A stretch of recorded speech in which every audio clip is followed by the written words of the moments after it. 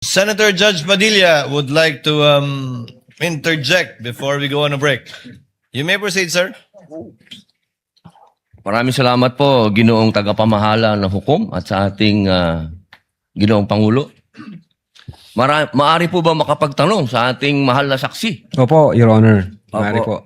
Ang una ko pong katanungan sana ay taga saan po kayo na lugar, na probinsya? Tacloban, sir. Tacloban. Tacloban City, Opo. sir. Kayo po ngayon ay Regional Director ng NBI sa BARM. Yes, sir. Opo. Yun po ba ay isang promosyon para sa inyo na madala sa BARM? Dahil totoo po ba na kayo ang tinatawag na Golden Boy ngayon sa NBI? I cannot comment on that po, Your Honor. Kasi po ang Nasa BARM po ako. Wala ho ako ngayon sa Opo. main office, sir. promotion po ba yon? Yung napunta kayo sa BARM? Balita ko po kasi ilang beses na kayo na-promote sa NBI. 12 years na po kayo no, sa NBI. Yes, sir. Opo. Ilang beses na po kayo na-promote? Since na pumasok ko ako sa NBI, Opo. sir. From investigation 1, 2, 3 noong 2015, 2016. Well, nung mula ako na pumasok ako sa academy, from investigation 1 hanggang ngayon sa regional director, sir. Ilang beses po yan? Sa isang taon po Sa isang taon? Anong taon po, sir, ang tinutukoy nyo? Bago po kayo napunta sa BARM. Bago ho ako napunta sa BARM, regional director po ako ng Mimaropa. May Maropa. Region 4B, sir. Opo. Kayo po ba ang pumili sa BARM? Na Hindi kayo po, sir. mapunta to? In the exigency of service, doon po kami nilalagay kung ano ang tingin ng direktor na makakatulong kami sa bureau. Bakit po kaya naisip ng direktor na sa BARM po kayo? Kayo po ba ay may kaalaman sa Islam? Hindi ko po alam kung ano ang naging basis ng direktor, pero Kayo po mismo. Kayo po mismo. Ang BARM po kasi is Muslim Mindanao. Yes, Your Honor. Opo. Meron po kayong kaalaman sa Islam? In terms of what do you mean kaalaman, sir? Yung Sa religion po ng Islam kasi Muslim Mindanao. So, ibig sabihin, kahit basic po siguro ng Islam, no? Yes, sir. Kahit naman ho sino pwedeng i-assign kahit saang regional office dito sa Pilipinas. Di ba po parang Regional autonomy ang autonomous region ng Muslim Mindanao. So, kailangan man siguro kahit paano meron kayong kaalaman sa Islam. Konti siguro, sir. Ano po yung konti na yun? Well, isa po akong Kristiyano at hindi ko ho malalaman yung kabuuan nung Siguro po dapat meron kayong basic din na knowledge ng Islam. Ano? Sa pangalawang tanong po, okay na po yun. Pangalawang tanong po, meron po ba kayong, sa tagal nyo po, sa NBI, 12 years, meron po ba kayong na-encounter na kaso ninyo sa NBI? Kayo po mismo na-filean ng kaso? Your Honor, normal ho sa mga NBI agents na makakasuhan, in fact, maging sa sinumang law enforcement agency, that's the price we pay for doing our job and for protecting the country. As a matter of fact, in the NBI, Your Honor, we avoid the noise. We just finish the job. So sir. ano po yan? Yes? Yes po yan? Yung sagot nyo? Yes? Normal ho yan yun sa amin. So yes po? Attorney Loto, kindly answer the question. Yes, sir. Oh yes. Ano pong, pwede po bang malaman kung ano pong mga naikaso sa inyo? Well, wala ho pa akong natanggap na official case galing sa ombudsman, pero may nakita na ho akong complaint na binigay sa akin from NBI. Hindi ko na humaalala yung sa case na yan. Pero nung chinek po namin yung case na yan, Your Honor, sabi ko doon sa mga kasama ko, tingnan nyo nga yung validity at authenticity ng case na to. Pinuntahan ho namin yung nagnotaryo, I think meron Makati po, no? Court yun. Yung Makati Court, nag-issue ho ng certification na fake yung notary. Diyan sa reklamo na yan. So sabi ko, huwag nyo nang pansinin, marami tayong trabaho. Kung fake yung notaryo na yan, mere scrap of paper yan. Huwag na natin. pansinin. Although, nag-aantay po ako, Your Honor, na mag-notify sa akin ng OMB kasi sasagutin po namin na eto ho ang nakaalap namin, may dalawang Chinese na nagreklamo, chinek ho namin doon sa BI, yung dalawang Chinese na yan, I think, 9 months nang overstay at pinaghahanap din ng... Ano pong kaso po Bureau of yung Immigration. ipinatong sa inyo? Anong kaso? Hindi ko maalala, Your Honor. May mga kaso ho doon na nakalagay. Pero again, sabi Wala ko po nga, kayong isa kahit maalala na ipinatong sa inyo? if I'm not mistaken, arbitrary detention, may ganun ba? May unlawful arrest? Wala ho sa akin ng record kasi nga, sabi ko nga, nung makita namin na fake yung notary, hindi na ho namin binigyan ng pansin, Your Honor. Kasi napakakapal po nitong hawak ko.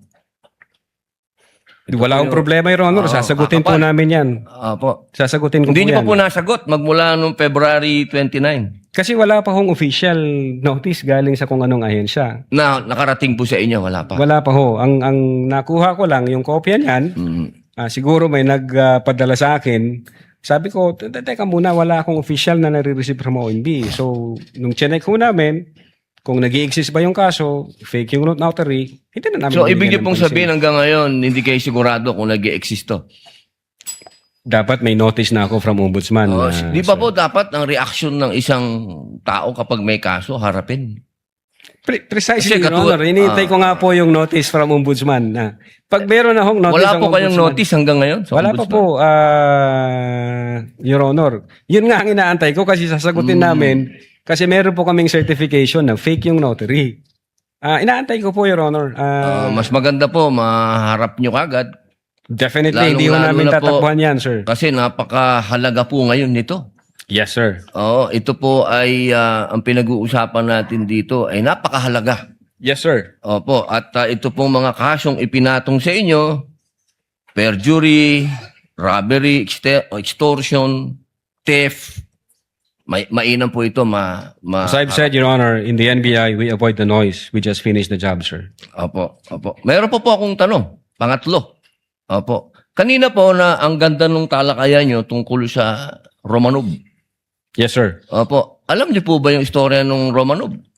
At ang gaganda po ng mga sagutan ninyo, alam niyo po ba yung historical background ng Romanov? Ang alam ko lang po dyan, Your Honor, yun yung nangyari sa, I think, Tsar, kung hindi ako nagkakamali sa Russia. Sa Russia. Opo, Opo. Sino po ba yung nakakalaban ng Tsar? Again, hindi ko po maalala, hindi ko po nakita yung buong... Yun. Kasi napakahalaga po malaman ng taong bayan kung sino po ang tinatawag natin na Romanov at sino yung nakalaban nila.